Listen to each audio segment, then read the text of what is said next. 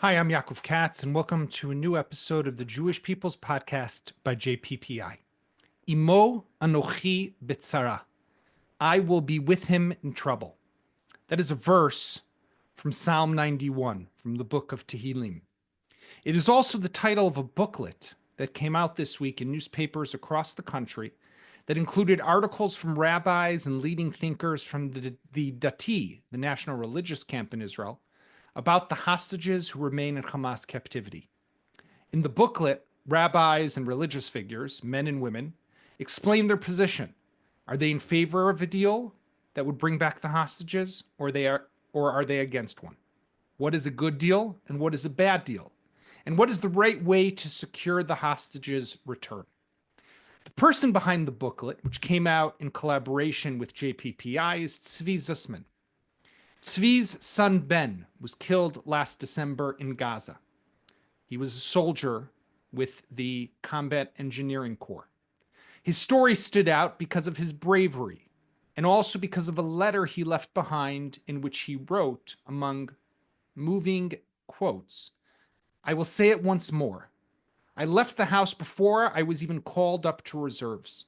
I am full of pride and a sense of mission, and I always said that if I have to die, I hope it will be protecting others and the country." That was Ben Zussman.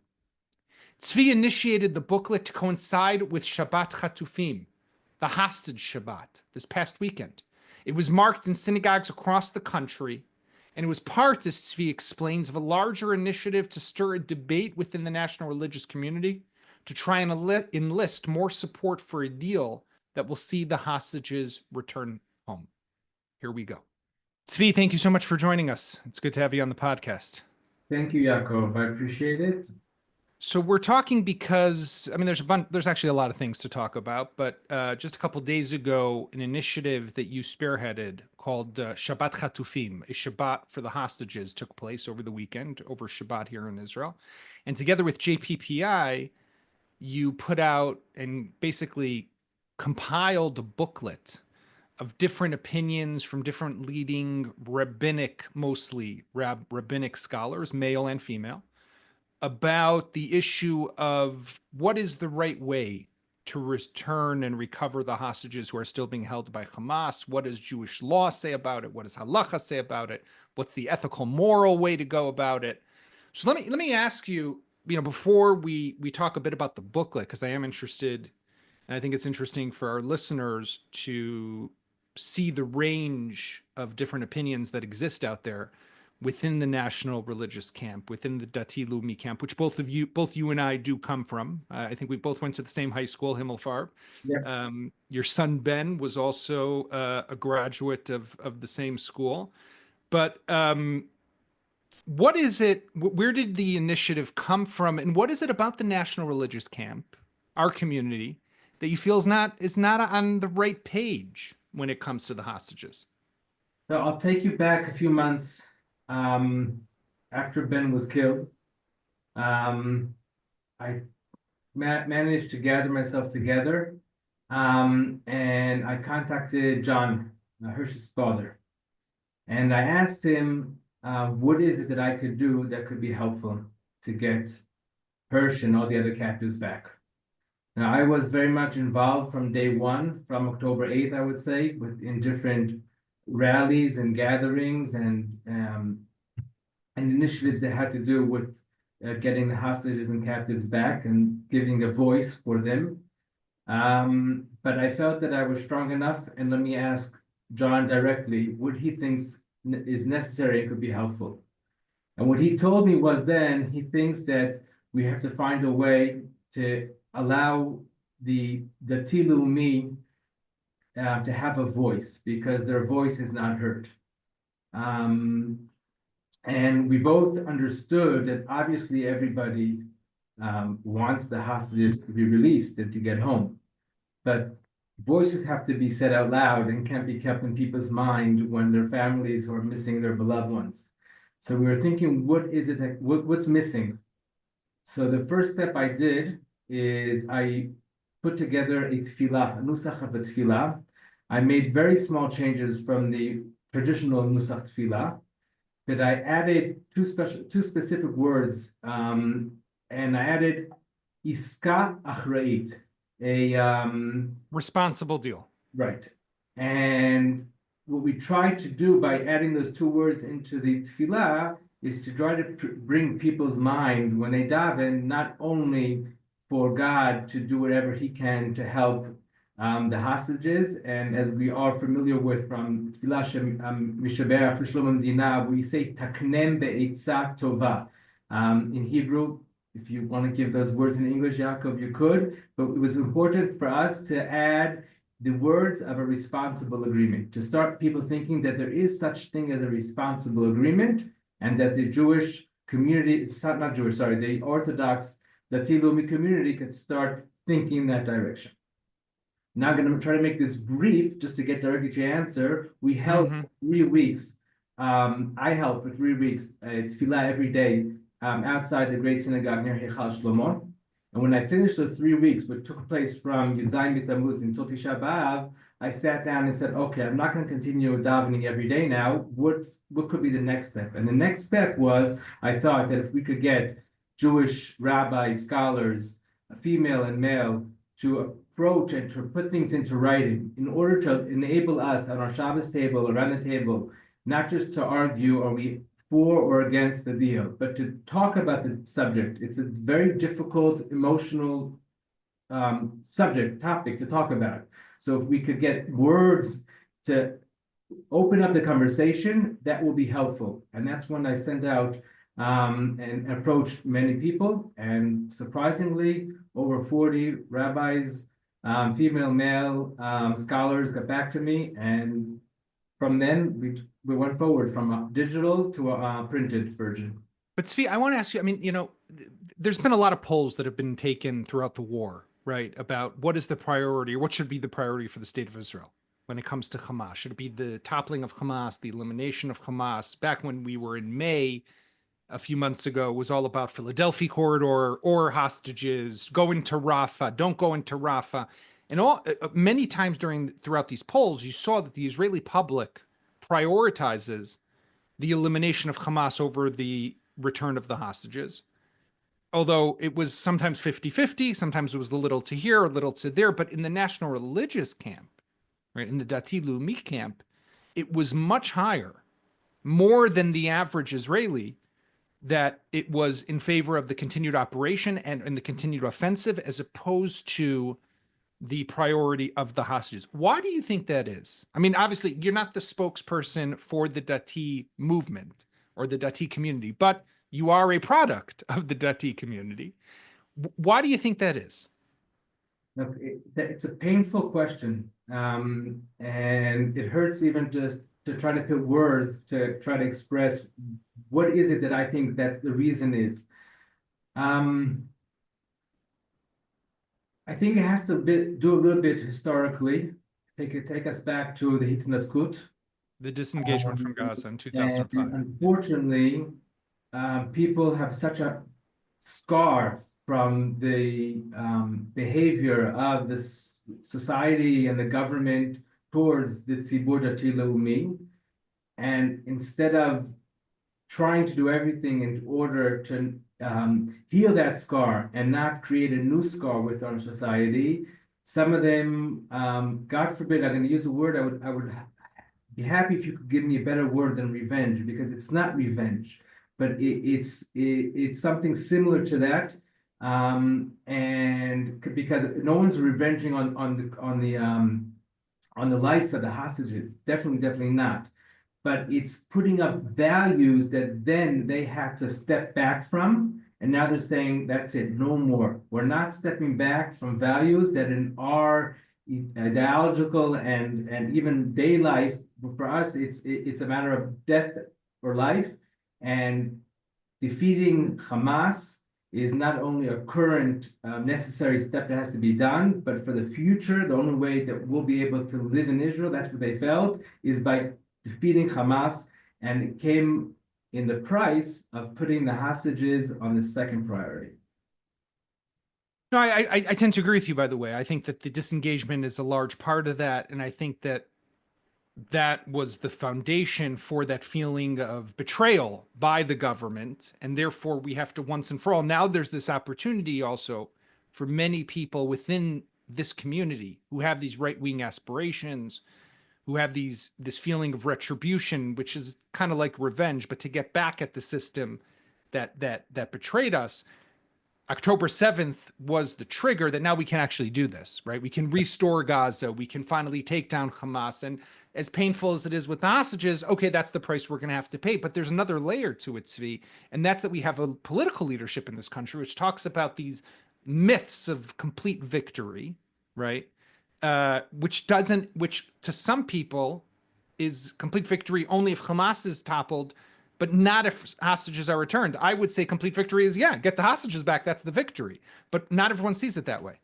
If we were talking back in May, it would be more difficult to express exactly and to what you're saying, because in May, it was way before we went into Rafah and had the Philadelphia and Sinwar was killed. And the IDF had really total control over the Gaza Strip and defeated the Hamas. So, but we're talking now in December 2024, where it's clear to everybody that Hamas was defeated. There are still hundreds or even thousands of terrorists that we have to go after, just like up north, we'll go after them. But we defeated the Hamas. The Hamas no longer has in control and no longer is a threat to the actual existence of Israel. Therefore, I think now it's very difficult to argue that the nitzachon muchlat, the complete victory, total victory, whatever. Total victory is not a matter of a military security issue, but it's something that ties in with ideology. And therefore, I have a very difficult time hearing that and being convinced that it has to do with something as far as security and not ideology. And then it's even more hurting for me and for many others when we know we have 100 hostages that we want to get out, that now is not the time, meaning it is the time. They're saying it's not yet the time, and it definitely is the time now. And we're not paying any military or security price. So let's talk a moment about the booklet, which came out this past Shabbat. It was actually an insert also in the Makori Show newspaper, and it can be found on the JPPI website.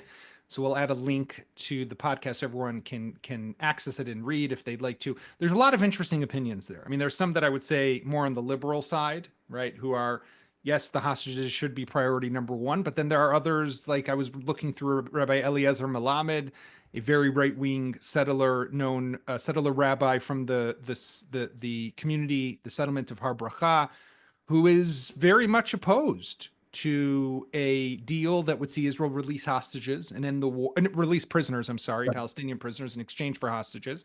Because a lot of people also go back to the Gilad Shalit deal of 2011, when we released over 1,000 Palestinian prisoners in exchange for one soldier, then Gilad Shalit, and say, this was a disaster. We can't repeat this again. So, were there any opinions that surprised you? The spectrum really does go across from the right all the way to the left, but also giving a platform to the ones that you don't agree with. How does that necessarily serve the cause? So, okay, I'll start with the last thing you mentioned. I think by giving a voice to a spectrum of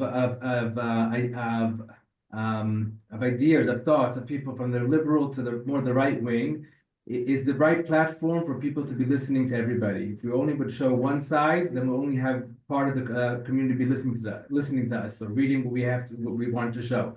By giving access to any rabbi, I opened it up to everybody. Nobody was crossed off.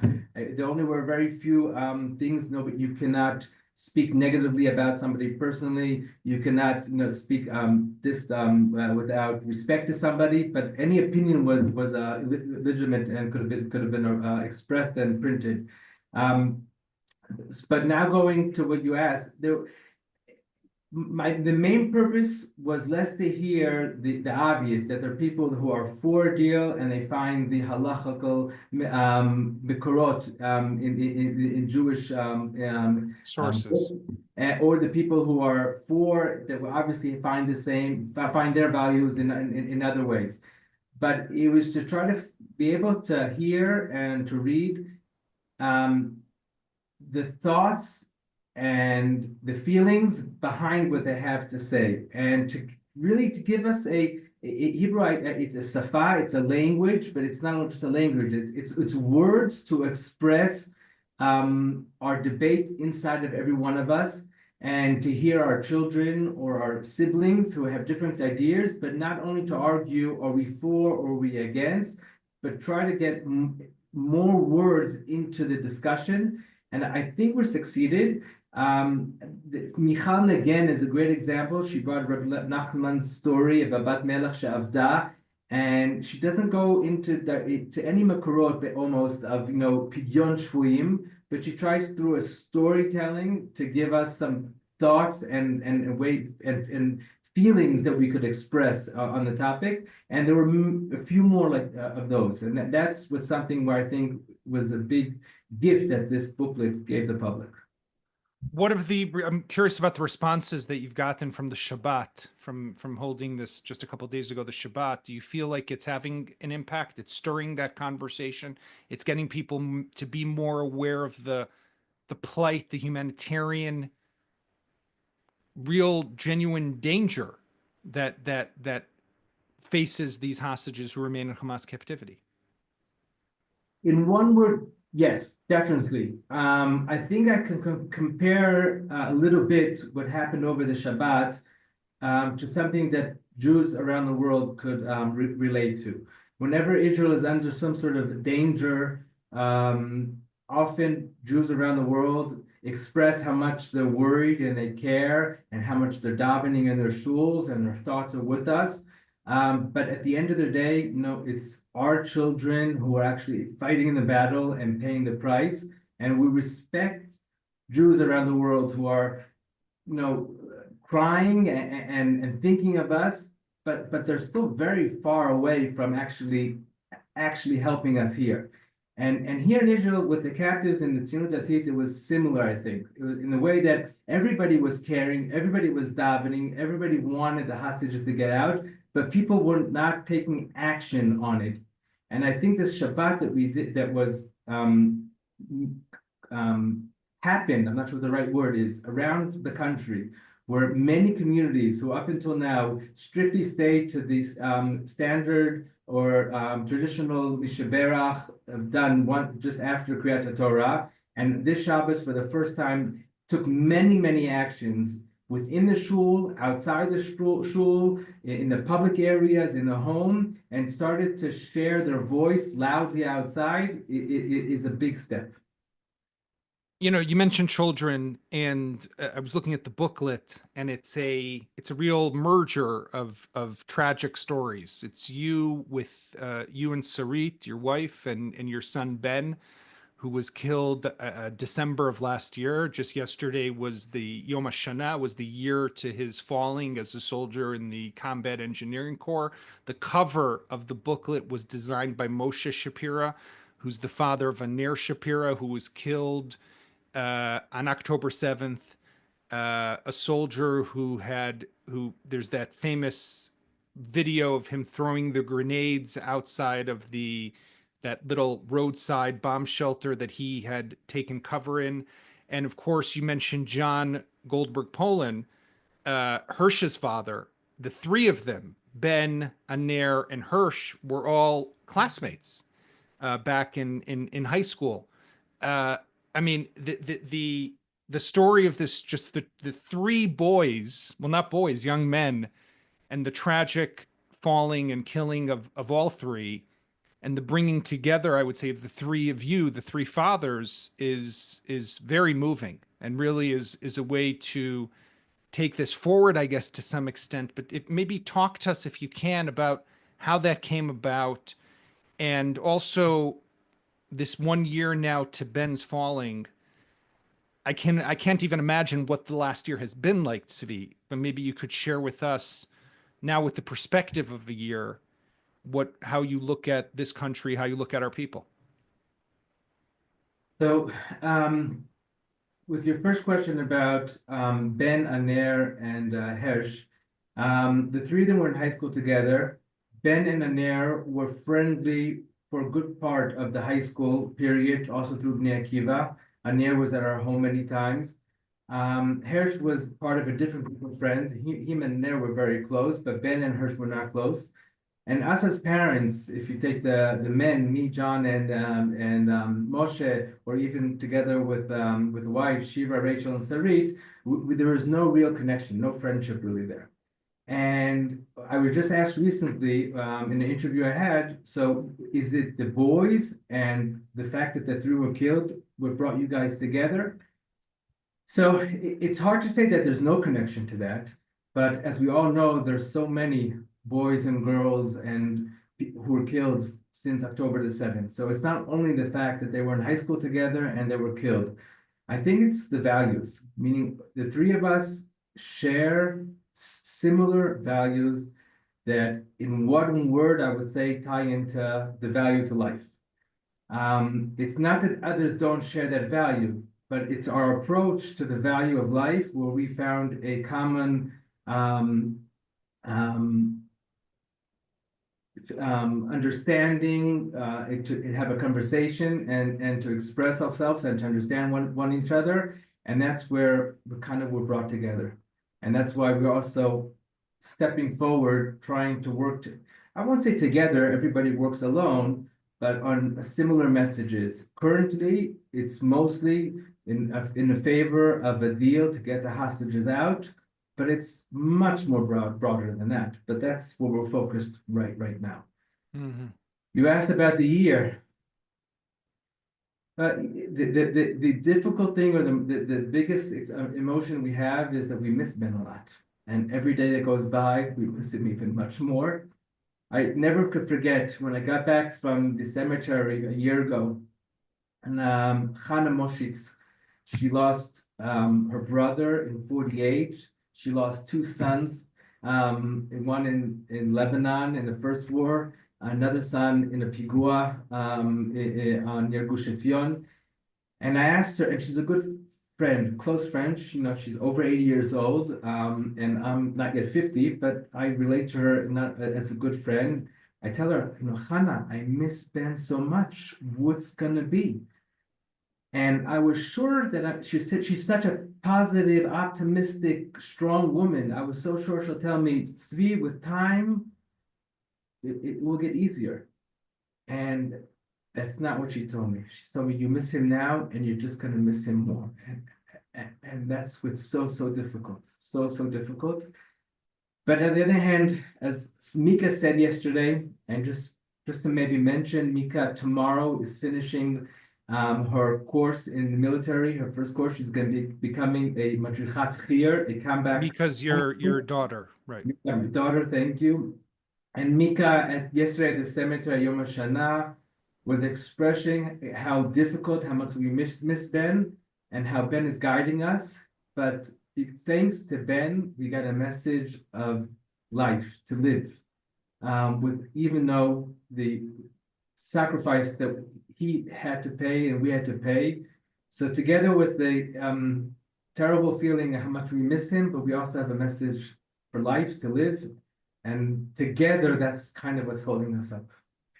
I have to ask you though, Tzvi, Ben, I think his story was, there's sadly over 800 soldiers who have been killed since October 7th. And there were many that have stood out. I think Ben was one of them, and largely also due to this letter that he left behind where he wrote to you and Sarit, your wife, his mother, if I have to die, I hope it will be by protecting others, right?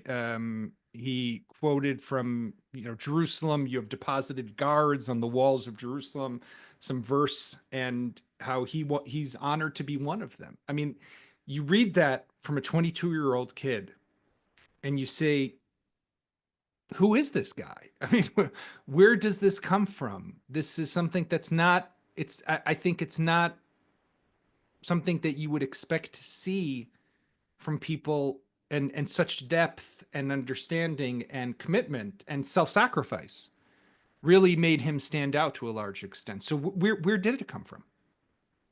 Look, I think the obvious answer to that would be go ahead, look back who my grandparents were, my parents, myself, which schools my children went to or go to, what youth movement they go to, who our friends are, who our neighbors are, and all that together is probably the sincere answer. But I'll give you a little bit of surprising answer, but I think you and your children will definitely relate to it. I'm not sure people who live outside of Israel will totally relate to it, but partially. Last night, we got back from the cemetery. I went to speak at some event for the hostages, but my son, 17 years old, Boaz, went to a basketball game. Now, it wasn't just a standard league basketball game. It was one of the peak basketball games between Hapoel Yerushalayim to Maccabi Tel Aviv, held at the arena in Jerusalem, just the same arena who hosted for the first time the Israel table tennis tournament in memory of Ben a few months ago. And in this arena, towards the end of the game, first at the beginning of the game, they mentioned the fact that it was the day of Azkara for Ben. But at the end of the game, not only because Hapoel was about to win, the whole crowd started singing the words that you mentioned of Yerushalayim Ifkadeti Shomrim Sheyom Hagia V'yeh Echad Mehem. Now, when you see that the children, the adults in Israel, not only know how to fight the battle and to support one another, but also at a basketball game, when it's pure sport, but they tie into sport also values and remember the soldiers and know how to scream it out loud, together with all the emotions of a basketball game, but it ties in together with the arvut hadadit and respecting the people who paid their life.